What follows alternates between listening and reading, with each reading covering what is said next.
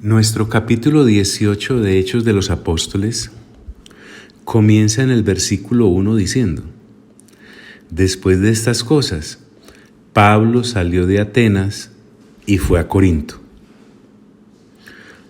Hablemos un poco de Corinto.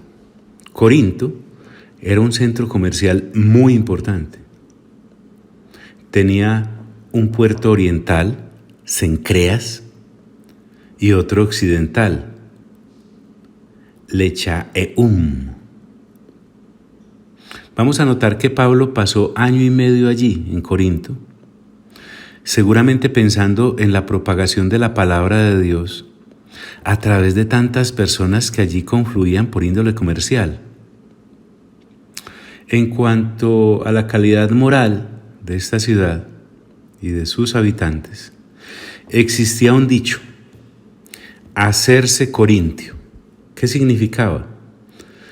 Era como decir corromperse moralmente. Allí en Corinto estaba el templo a Afrodita. Tenía 1000 prostitutas sagradas destinadas a satisfacer las necesidades sexuales de sus feligreses.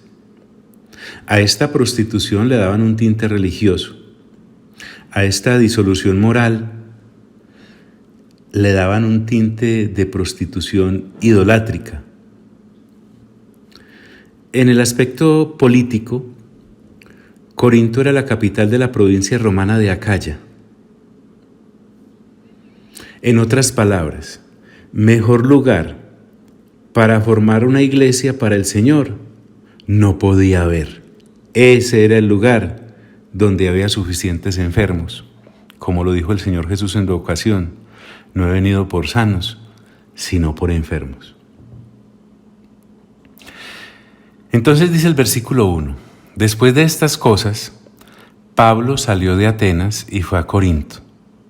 De Atenas a Corinto hay unos 90 kilómetros. Eso no es pues que venga, pues vamos saliendo y llegamos. No. No se nos dice si fue por tierra o por mar. El caso es que allí llegó. Y halló a un judío llamado Aquila, natural del Ponto. Aquila significa águila. Y el Ponto es al noroeste de Asia Menor. Allí lo encuentra Pablo, a Aquila. Este estaba recién venido de Italia con Priscila, su mujer, de la capital de Roma. Había llegado esta parejita. Priscila significa anciana y en las epístolas se le llama Prisca. Cuando usted la prueba Prisca, es la misma Priscila. Después de estas cosas, Pablo salió de Atenas y fue a Corinto, y halló a un judío llamado Aquila, natural del Ponto, recién venido de Italia, con Priscila, su mujer. Ahora, ¿por qué se habían venido desde Roma para estar allí en Corinto? Dice Lucas: por cuanto Claudio había mandado que todos los judíos saliesen de Roma. Suetonio, un historiador, habla acerca de Claudio diciendo, abro comillas: Claudio expulsó a los judíos de Roma porque estaban en continuo tumulto debido a la instigación de un Crestus. Suetonio dice, probablemente Cristo. Cierro las comillas.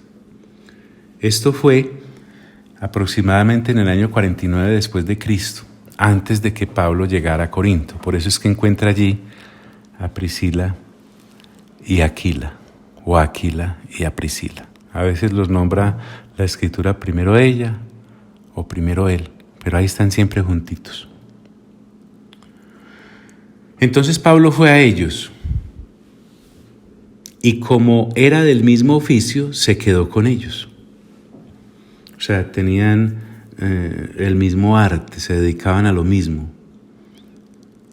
Y trabajaban juntos, dice la Escritura, pues el oficio de ellos era hacer tiendas. Otros pues dicen que eran trabajos en cuero o que eran curtidores. Pero en fin, la versión del 60 escoge que era hacer tiendas. Eran como similares estos trabajos. Entonces, trabajaba Pablo con ellos manualmente para lograr su sustento. Pero miren lo que hacía. Y discutía en la sinagoga todos los días de reposo. Ya hemos visto que era lo que Pablo hacía en las sinagogas cuando discutía. Era la exposición por las Sagradas Escrituras acerca del Mesías. Entonces, en estas discusiones allí en la sinagoga, en Corinto, persuadía a judíos y a griegos. Los judíos porque Pablo siempre optó por hablarle primero al pueblo de Dios, a los judíos. Y en esas sinagogas pues había griegos que eran prosélitos ganados por los primeros para estar allí en todos los servicios que se ofrecían de culto en la sinagoga. Ya en el versículo 5 dice Lucas: y cuando Silas y Timoteo vinieron de Macedonia, a propósito, esta es la última vez que se menciona en Hechos a Silas, y a Timoteo, ya lo reconocemos como el fiel discípulo de Pablo hasta el fin de sus días, por allá en segunda de Timoteo, capítulo 4. Entonces lo alcanzaron a Pablo en Corinto. ¿De dónde venían ellos? De Macedonia. Lucas es detallado en esto. Miren cómo encuentran Silas y Timoteo a Pablo. Pablo estaba entregado por entero a la predicación de la palabra. O sea, algo impulsaba a Pablo, lo presionaba, lo constreñía. Aquí lo vemos absorto en predicar el mensaje. Estaba entregado enteramente a la predicación. Entonces, pensemos que Silas y Timoteo seguramente trajeron provisión desde Tesalónica y desde Filipos, y por ello ahora entonces pudo dedicarse enteramente a la enseñanza de la palabra. Sí, recordemos lo que dice 2 Corintios 11:8.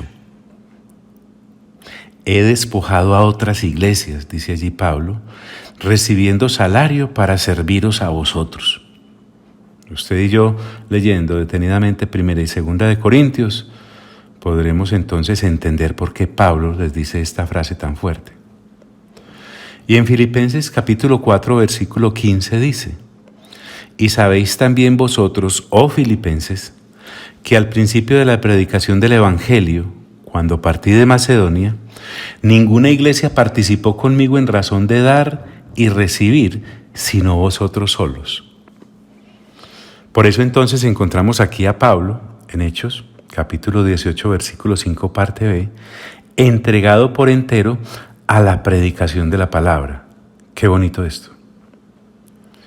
Testificando a los judíos que Jesús era el Cristo, proclamando. ¿Por qué? Porque recordemos que los judíos sí creían que había un Mesías, los judíos sí creían que había un Cristo. Lo que los judíos no creían era que Jesús era el Mesías, el Cristo. Entonces, por las Escrituras, Pablo les demostraba esto, testificando a los judíos que Jesús era el Cristo. Pero, dice el versículo 6, oponiéndose y blasfemando estos, les dijo, sacudiéndose los vestidos: vuestra sangre sea sobre vuestra propia cabeza. Yo, limpio, desde ahora me iré a los gentiles. Cuando habla de oponerse, es que se le pusieron en contra. Usted dirá, pero lo mismo que en las otras. Sí, pero aquí estamos en otra ciudad y el deber de Pablo es levantarse todos los días a predicar la palabra, esté donde esté y con quien esté. ¿Cómo blasfemaban? Seguramente injuriándole, seguramente gritando: Jesús es anatema, porque es que para ellos Jesús no era el Cristo. Ante esta reacción propia de aquellos que desafortunadamente no toman el mensaje, Pablo entonces se sacude los vestidos. Era una señal con la cual les decía: renuncio a seguirles anunciando el Evangelio. qué tremendo esto, muy duro. Seguramente los judíos no alcanzaron a dimensionar en su rechazo hasta dónde llegaba realmente esta situación de que no se les predicase el Evangelio. Vuestra sangre sea sobre vuestra propia cabeza. Ellos entendían muy bien lo que Pablo les estaba diciendo, porque ellos, conocedores de las Sagradas Escrituras, de lo que para ti y para mí es el Antiguo Testamento, en Ezequiel 33:4 dice: cualquiera que oyere el sonido de la trompeta y no se apercibiere, y viniendo la espada lo hiriere, su sangre será sobre su cabeza. Si usted lee del versículo 1 al 3 también, de Ezequiel 33, se dará cuenta de que Dios estaba hablando de atalayas que colocaba en las ciudades para avisarse de cuándo venía el enemigo. Si efectivamente la atalaya sonaba la trompeta y el que la escuchaba ni le iba ni le venía, entonces seguramente moriría. Esa sangre de ese que murió sería sobre su propia cabeza por no haber prestado atención al sonido de la trompeta. Así que cuando Pablo les dice, vuestra sangre sea sobre vuestra propia cabeza, ellos entendían lo que Pablo les estaba diciendo. Yo limpio desde ahora me iré a los gentiles. Es decir, limpio al haberles anunciado el Evangelio. Pablo estaba libre de culpa por la perdición de aquellos que no recibieron la predicación. Y les dice que se va a ir a los gentiles, como ya lo vimos en el mismo Hechos, capítulo 13, versículo 46, en Antioquía de Pisidia, cuando estaba con Bernabé. Aquí, una vez más los judíos, como allí, no pueden negar que fueron primicia de la predicación de Pablo en esas ciudades. Yo limpio, desde ahora me iré a los gentiles. Y saliendo de allí, se fue a la casa de uno llamado Justo, temeroso de Dios. El tiempo en la sinagoga entonces concluyó. Y Lucas, tan detallado este Lucas, hombre, fíjese y verá. Se fue a la casa de uno llamado Justo. Interesante. Se halló inclusive, dicen los historiadores, un manuscrito referente a este Titus Justus. Ese manuscrito se llama el manuscrito sinaítico y también se le llama Titius Justus. En otro manuscrito que se llama el manuscrito Vaticano. Es que créanme, amigos y amigas, hay gente que ha estudiado y se ha craneado bien todas estas cosas. Entonces, al dar Lucas tanto detalle acerca de este justo, los comentaristas dicen que además de llamarlo Tito, sugiere que ese era su nombre romano, pero además ciudadano romano, lo cual a Pablo, al ir a esa casa, le da cierta protección que emanaba del mismo derecho romano, porque estas casas no podían ser allanadas por ser de ciudadanos romanos, de manera que este temeroso de Dios, llamado Justo, a la vez, como gentil devoto, seguramente allá en la sinagoga judía, porque allí fue donde conoció la predicación de Pablo, ahora es el depositario de la predicación que en la sinagoga rechazaron. ¡Qué maravilla! Y saliendo de allí, se fue a la casa de uno llamado Justo, temeroso de Dios. Y para acabar de ajustar, miren, les cuento, la cual, la casa de Justo, estaba junto a la sinagoga, al lado mismo de los judíos que no quisieron oírlo. Se abre un espacio para los judíos que sí quieran oírlo y para los gentiles. En la casa de ese ciudadano romano, entonces ahora se está predicando lo que en la sinagoga rechazaron. Es que el Evangelio nunca se queda sin espacio para predicarlo, sin oídos para escucharlo y sin corazones para recibirlo. A usted y a mí, como a Pablo, nos corresponde predicar a voz en cuello. Eso sí, lo que es conforme a las Sagradas Escrituras, no cuentos.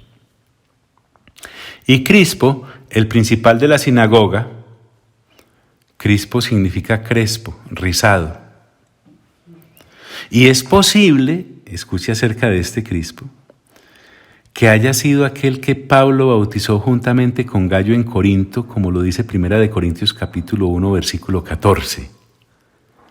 Entonces, este Crispo es principal de la sinagoga, era uno de los hombres prominentes allí en la sinagoga. Y Crispo, el principal de la sinagoga, creyó en el Señor con toda su casa. O sea, esta conversión debe haber sido notoria ahí en la sinagoga. ¿Qué habrán dicho? No sé, pero que Crispo y todos los de su casa creyeron en el Señor Jesucristo, lo podemos constatar viéndolos en la casa de Justo al lado, escuchando la predicación cuando dije de Justo, es de don Justo, no de Justo, bueno, sí, la casa de Justo que estaba justo al lado de la sinagoga. Y Crispo, el principal de la sinagoga, creyó en el Señor con toda su casa. O sea, creyó él y con toda su casa, sí, así como los familiares o los que vivían en la casa de Lidia, o los familiares o los que vivían en la casa del carcelero. Aquí tenemos también a Crispo, replicando esa misma conducta. Y muchos de los corintios, oyendo, creían y eran bautizados. Gloria a Dios. Qué efectiva esta predicación dada por el apóstol Pablo allí en Corinto. Creían, ¿qué era lo que creían? A ver, evaluemos si estamos siguiendo el iterín. Que Jesús es el Mesías, que Jesús es el Cristo, eso es lo que hay que creer. E inmediatamente eran bautizados. Es que el paso de ir a las aguas es obvio e inmediato. ¿Por qué? Porque refrenda lo que he creído. Nuevamente hago un llamado a aquellos que se bautizan tardíamente, esperando no sé qué clase de agua, qué clase de sitio, qué clase de persona que los lleve a la inmersión en las aguas. Esta gente en Corinto creían y eran bautizados. Ahora, quiero recordarles que todo esto está pasando al lado de la sinagoga. Qué cosa, ¿cierto? Creían y eran bautizados. Entonces, el Señor dijo a Pablo en una visión de noche. Aquí nos recuerda Lucas que el Señor Jesús siempre está acompañando. Siempre. Él dijo por allá en Mateo, he aquí yo estoy con vosotros todos los días hasta el fin del mundo. Eso no fue solamente por decirlo y por salir del paso. Dice aquí el versículo 9 de Hechos capítulo 18. Entonces el Señor dijo a Pablo en visión de noche, en el reposo. Tal vez Pablo estaba en la evaluación diaria de lo que se había dicho y hecho. ¿Qué le dijo? Miremos. Le dice, 1, no temas. 2, sino habla. Y 3, y no calles. Se ve que en el corazón de Pablo había cierta aprehensión por las blasfemias y los insultos de aquellos judíos de la sinagoga. Estas continuas amenazas de los furiosos y celosos vecinos habían inquietado tal vez a Pablo. Por eso el Señor Jesús le dice, no temas. Y le dice, habla. Es decir, redobla la intensidad de lo que estás predicando y no calles. Mejor dicho, si Pablo llegó a considerar el callarse e irse de ahí, el mismo Señor Jesús, que es el dueño de este asunto, le cierra esa opción. No temas, sino habla y no calles. Pero hay una razón poderosa para que Pablo no tema, para que Pablo hable y para que Pablo no se quede callado. El Señor le dice, porque yo estoy contigo. He aquí la razón para seguir.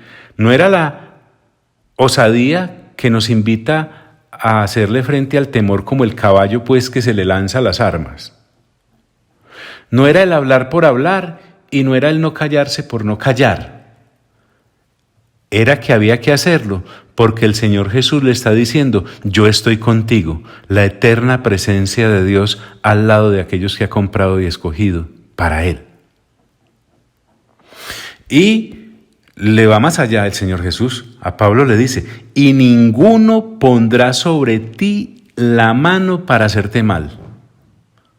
Nada ni nadie, es lo que le está diciendo el Señor Jesús. Es que ni siquiera podrán tocarte, porque ninguno pondrá sobre ti la mano para hacerte mal. ¡Qué promesa! ¡Qué respaldo el que el Señor Jesús mismo le está dando a la predicación de su palabra acerca de Él mismo! Miren cómo suena esto bonito leído de corrido. Entonces el Señor dijo a Pablo en visión de noche, no temas, sino habla y no calles, porque yo estoy contigo y ninguno pondrá sobre ti la mano para hacerte mal. Y miren esto, porque yo tengo mucho pueblo en esta ciudad. El yo tengo nos está recordando quién es el divino dueño. El yo tengo mucho pueblo es que no era poquito. Esta gente definitivamente era para Dios. Y cuando dice en esta ciudad era porque el Señor Jesús sabía que Pablo estaba en Corinto, sabía que le estaban gritando, sabía que le estaban diciendo, sabía que Pablo había hecho, sabía que Pablo había predicado, sabía que Pablo estaba un poco medroso tal vez. Por eso el Señor va y le da este espaldarazo. Sé claramente dónde estás geográficamente ubicado, pero quiero que te centres espiritualmente en mí. En otras palabras, estás donde yo quiero. Eso es lo que el Señor Jesús le está diciendo a Pablo. Porque yo tengo mucho pueblo en esta ciudad.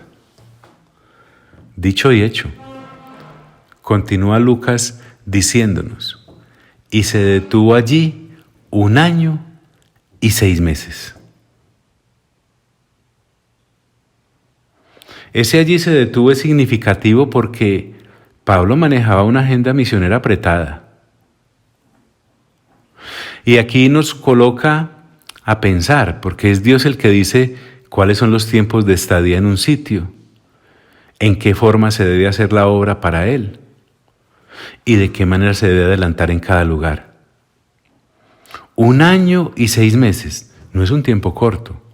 Y se detuvo allí 1 año y 6 meses, enseñándoles la palabra de Dios. Eso sí está bien claro. Enseñándoles. O sea, Pablo no se quedó allí 1 año y 6 meses en un motivo de relax, pues, o de turismo, o de comercio, ya que la ciudad ofrecía, mejor dicho, eso era como un hueco grande lleno de locales comerciales. No. Se quedó enseñándoles la palabra de Dios. Bendita comisión la que Dios nos ha entregado. Esta situación para Dios es importante. Mire que Pablo no está recibiendo acerca del Señor Jesús una invitación a seguir predicando porque no, el comercio aquí en Corinto lo tenemos que preservar y lo tenemos que guardar, también ubicada esta ciudad, me gusta su arquitectura. No. A Dios lo que le interesa es que en cada generación su palabra sea enseñada y su palabra sea predicada. Y esa es la razón por la que usted y yo hemos nacido, donde hemos nacido, entre quienes hemos nacido y en la época o en la era que nos tocó nacer. Ya deje de andarse preguntando, ay, si yo hubiera nacido en Europa, ay, si yo hubiera nacido más abajito en Chile, ay, si yo hubiera nacido más arribita en Estados Unidos, ay, si por lo menos yo fuera de otra ciudad, ay, si yo fuera de la familia de, ay, si yo fuera de la familia de, ay, si yo no fuera de esta familia, ay, si yo no fuera yo.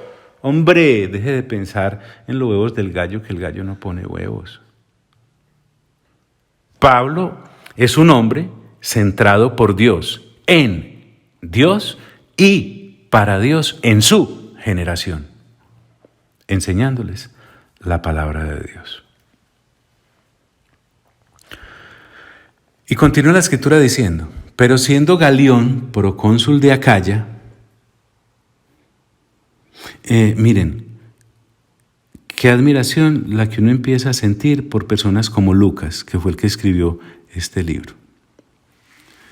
En una inscripción hallada en Delfos, fechada del año 52 después de Cristo, dice, abro comillas, Galión, procónsul de Acaya. La cierro. Lucas nos está demostrando ser un historiador fidedigno. Entonces, este Galión es el procónsul. Un procónsul era nombrado en toda provincia senatorial. Y Lucas incluye algo sobre este señor. Pero siendo Galión procónsul de Acaya, los judíos se levantaron de común acuerdo contra Pablo y le llevaron al tribunal. Qué funesto papel el de aquellos que en cada generación se oponen a la enseñanza de la palabra de Dios. Los judíos acá lo hacen y se ponen de acuerdo y entonces llevan a Pablo al tribunal.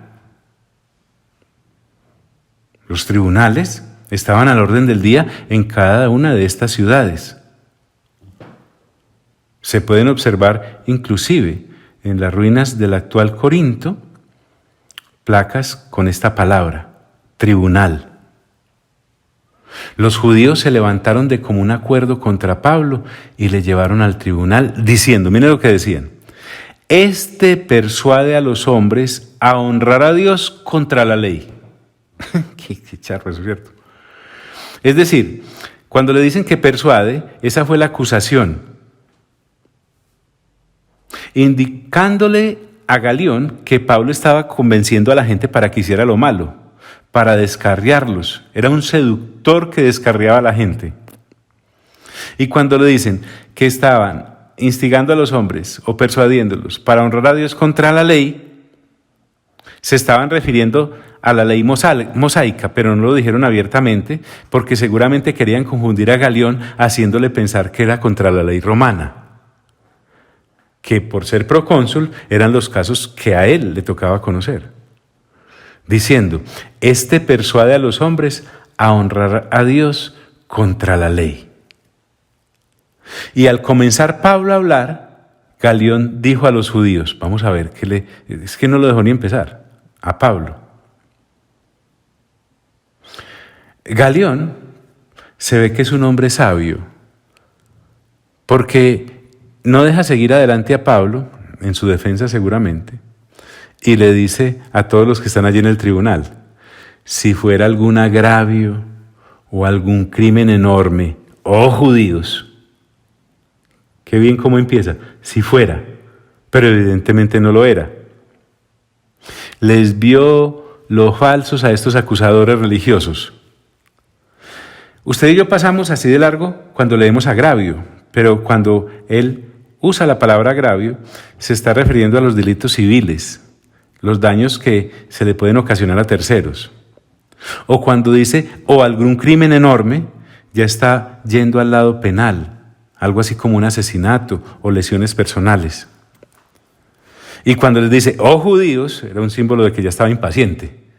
Entonces Galión les dice, si fuera algún agravio o algún crimen enorme, oh judíos, conforme a derecho, yo os toleraría. Es decir, si esto fuese considerado por la ley romana como algún delito, siquiera algo para oír, los estaría atendiendo, pero no los voy a atender. Eso es lo que les está diciendo. Pero si son cuestiones de palabras y de nombres y de vuestra ley, vedlo vosotros, porque yo no quiero ser juez de estas cosas. Galión, qué golazo. Entonces, como eran cuestiones de palabras con respecto a la ley mosaica, y de nombres con respecto a la ley mosaica, y de vuestra ley con respecto a la ley mosaica, entonces les dice Galión, conózcanlo ustedes, esa es su ley, yo no quiero, es más, ni me toca ni me interesa meterme en esos asuntos. ¿Y saben qué hizo Galión? Los echó del tribunal, porque seguramente ellos insistían en ser atendidos, él, ni corto ni perezoso, los echó. Yo no sé si usted allá, que está escuchando, amigo y amiga, se goza como yo me estoy gozando aquí. Pero es que es maravilloso trasegar por los pasillos de las Sagradas Escrituras, abriendo cada puerta de cada cuarto y entrando por invitación del Espíritu Santo a mirar cómo es que se llevó a cabo la predicación de la palabra allí en Corinto. Es que usted y yo leemos 1 y 2 de Corinto y vemos una cosa desde una perspectiva, pero acá estamos viendo cómo se fundó el asunto. y los echó del tribunal. Entonces todos los griegos, posiblemente también algunos judíos, dice la Escritura, apoderándose de Sóstenes, principal de la sinagoga, este Sóstenes, que vemos acá que también era un principal de la sinagoga, así como este señor Crispo, que vimos ahorita que sí llegó a los pies del Señor ahí mismo. Este Sóstenes, principal de la sinagoga, tal vez fue el encargado de representarlos delante de Galión para llevar el caso. Y según terminó el asunto con Galión, pues quedaron mal. O tal vez este Sóstenes mostraba cierta simpatía hacia los apóstoles. Tal vez esta situación que vamos a ver aquí de Sóstenes fue lo que lo inclinó a ser un convertido, y tal vez pueda ser el mencionado en 1 Corintios capítulo 1, versículo 1, como el que juntamente con Pablo escribe a los Corintios años después. Por eso dice la Escritura, entonces todos los griegos, apoderándose de Sóstenes, principal de la sinagoga, recuerden, era principal al igual que Crispo, lo golpeaban delante del tribunal. Hombre, qué irracional es el espíritu religioso. Pero Galión, ¿cuál es la actitud de él? Pero a Galión nada se le daba de ello, ni le importó. Este Galión, cuentan los historiadores, era una persona alabada por su noble carácter. Era un buen dispensador de justicia como procónsul. Y mire esta ñapa, era hermano de Séneca. ¿Quién era Séneca? Le toca leer un poquito por allá los libros de filosofía y de historia. Pero a Galión nada se le daba de ello. Ahora, ¿cuál era la orden del Señor para Pablo? Siga, predique, nadie le va a poner la mano de encima. ¿Ha visto que le han puesto la mano encima a Pablo? No. ¿Ha tenido problemas? Sí. ¿Han logrado su cometido los perseguidos? No. Mas Pablo, habiéndose detenido aún allí muchos días, no es porque no tuviese afanes o presiones humanas o demoníacas, sí las tenía, pero es que en medio de ellas Jesús le había dado su respaldo y eso era lo importante.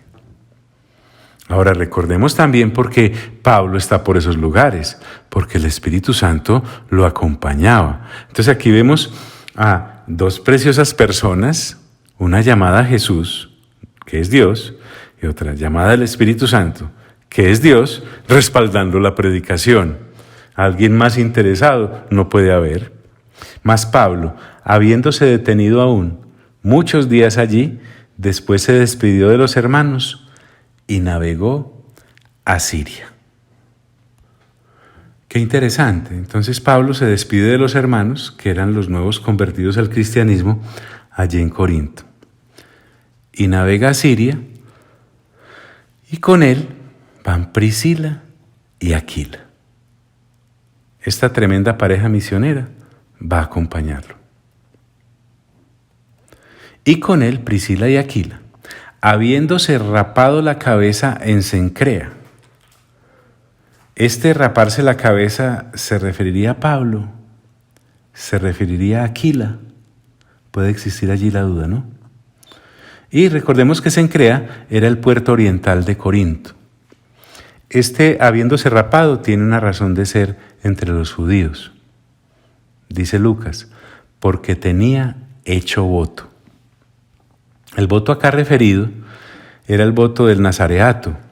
Usted va a encontrar, si quiere profundizar un poco en ello, en Números 6 del 1 al 21, qué se hacía y cómo se hacía. Y es algo similar a lo que ocurre en Hechos capítulo 21 del 23 al 24, se los leo textualmente. Cuando Pablo es aconsejado, creo que por Jacobo allí, y le dice, haz pues esto que te decimos. Hay entre nosotros 4 hombres que tienen obligación de cumplir voto. Tómalos contigo, purifícate con ellos y paga sus gastos para que se rasuren la cabeza. Y todos comprenderán que no hay nada de lo que se les informó acerca de ti, sino que tú también andas ordenadamente guardando la ley. Bueno, este asunto del voto de nazareato duraba aproximadamente 30 días, al final de los cuales se cortaban el cabello y cortándose el cabello, pues finalizaba el voto que habían hecho. Y por lo general, judío que hacía este voto terminaba en Jerusalén para ofrecer su cabello allí en el templo. Cosas de la ley mosaica. Porque tenía hecho voto. Y llegó a Éfeso y los dejó allí. Con respecto a Éfeso, es la más grande ciudad comercial de Asia Menor y a la vez la capital de la provincia de Asia. Allí Pablo hace una visita corta, estará más tiempo allí en su tercer viaje misionero. Cuando dice que los dejó allí, parece que se separa de ellos. Y llegó a Éfeso y los dejó allí. Y entrando en la sinagoga, discutía con los judíos. Pablo, en la sinagoga, nuevamente con sus paisanos judíos. A Pablo lo caracterizó, recordemos, un profundo ágape por sus hermanos de raza. Hay un pasaje muy hermoso allá en Romanos capítulo 9, versículo 1 al 3, se los recuerdo. Miren lo que Pablo dice allí, en ese pasaje, abro comillas. Verdad digo en Cristo, no miento, y mi conciencia me da testimonio en el Espíritu Santo, que tengo gran tristeza y continuo dolor en mi corazón, porque deseara yo mismo ser anatema, separado de Cristo, por amor a mis hermanos, los que son mis parientes según la carne. En otras palabras, Pablo nos está diciendo que si le fuera posible a él, con tal de que algún hermano judío de raza de él llegase a Cristo, él ofrendaría su vida para perderse. Y entrando en la sinagoga, discutía con los judíos. ¿Qué discutía? Lo que ya sabemos, persuadiéndoles de que Jesús era el Cristo, como en cada una de las ciudades anteriores. Y con respecto a estos judíos, miren qué lindo lo que dice la Escritura, los cuales le rogaban que se quedase con ellos por más tiempo. Aquí vemos gente en esa sinagoga realmente interesada en el Evangelio del Reino. Y dice la Biblia, mas no accedió, es decir, declinó. Recordemos que posiblemente había hecho el voto de nazareato, así que su aspecto era de ir a Jerusalén. Mas no accedió, sino que se despidió de ellos y miren lo que les dijo, dejando el asunto para más adelante.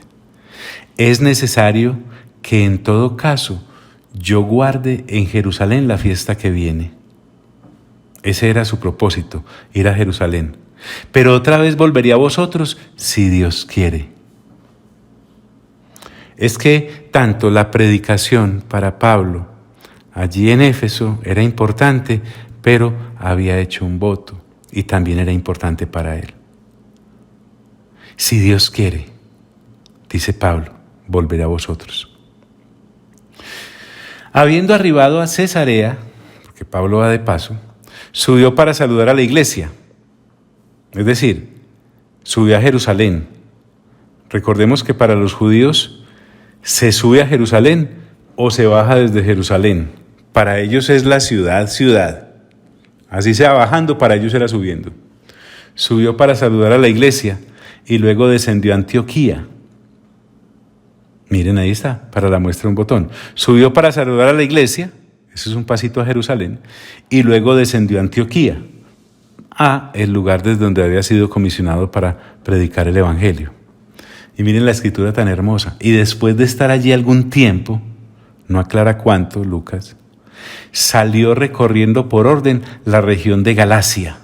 Y aquí inicia su tercer viaje misionero.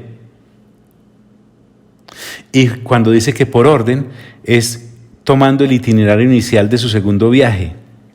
Y seguramente al pasar por la región de Galacia, fue a Tarso, su tierra natal, en fin, por orden. Pablo, persona organizada y metódica en la predicación del Evangelio. Salió recorriendo por la región de Galacia y de Frigia, confirmando a todos los discípulos. Es decir, aquellos que fueron fundados en Cristo en su primer viaje misionero y aquellos que fueron visitados en su segundo viaje misionero. Ahora Pablo va a confirmarles, es decir, a asentarlos bien en la palabra en su tercer viaje misionero.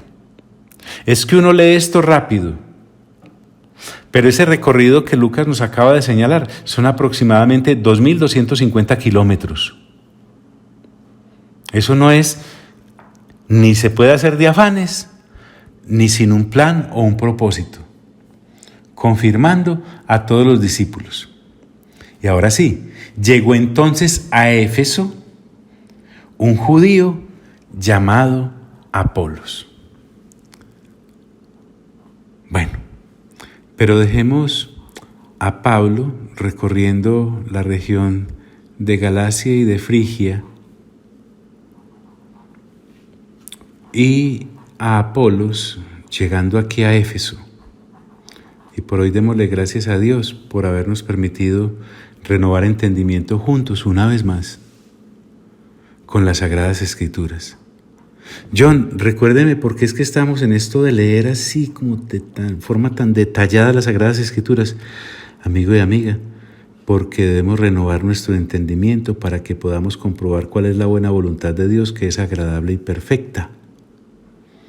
Porque ya nos dijo el mismo Señor Jesús que la vida eterna consiste en conocer a Dios y a Jesucristo al que Él envió. Entonces, recordemos que de tal manera amó Dios al mundo que ha enviado a su Hijo unigénito para que todo aquel que en Él cree no se pierda, sino que tenga vida eterna. Necesitamos ser redimidos y una vez redimidos necesitamos entender que tenemos acceso a la vida eterna porque nos vamos a pasar la eternidad conociendo al Padre, conociendo al Hijo y conociendo al Espíritu Santo. Y las Sagradas Escrituras precisamente fueron permitidas por el Espíritu Santo para que usted y yo entendamos lo que realmente vale la pena de la existencia. Y es tornarnos al Creador, que a la vez nos redimió, porque con ellos vamos a pasar la eternidad. ¿Qué es la eternidad, John? Para siempre, para siempre, para siempre, para siempre, para siempre, para siempre. Amén y amén.